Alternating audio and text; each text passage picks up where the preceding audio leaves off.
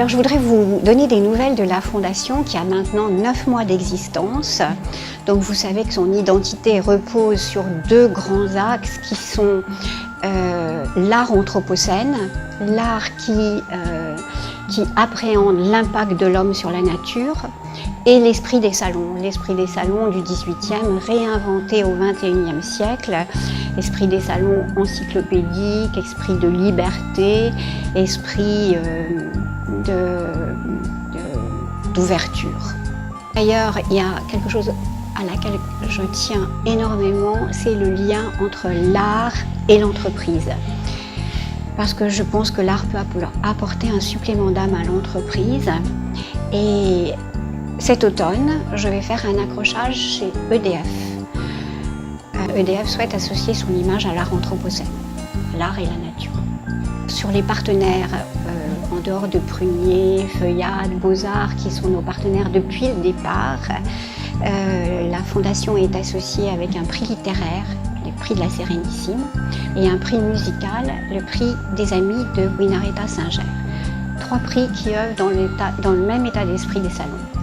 Dernièrement, la Fondation s'est associée avec la Fondation Transcultura, fondation qui promeut un musée transculturel entre la Chine et l'Union européenne, avec les mêmes axes, art et nature, art et art premier, art et religion pour ouvrir à la tolérance.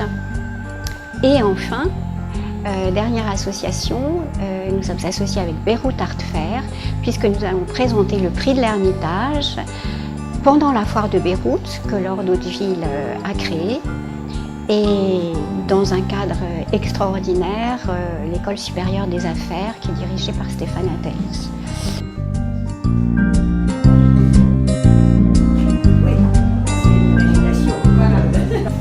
Alors, comment est née cette exposition? En fait, Denise Durand-Ruel a été très intéressée par les esprits des Vallons pendant l'inauguration. Et donc nous sommes allés chez Denise voir sa glycine centenaire en espérant trouver des origines.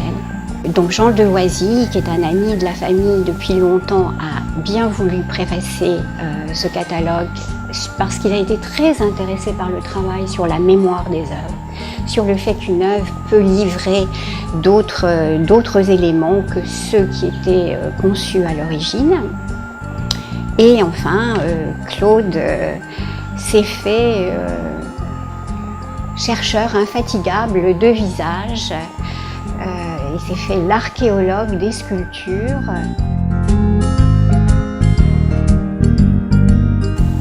Alors, il s'agit d'une exposition qui est toujours fondée sur le regard de l'anthropoforme qui est le mien, visant à trouver des visages dans la nature, mais cette fois-ci je n'applique pas ce regard à la nature, mais à des œuvres d'art, à des sculptures de César, par exemple, pour faire ce triptyque, ou à des sculptures d'Yves Klein, ou d'Armand, ou d'autres, qui se trouvent dans la collection de Philippe et Denise Durand-Ruel.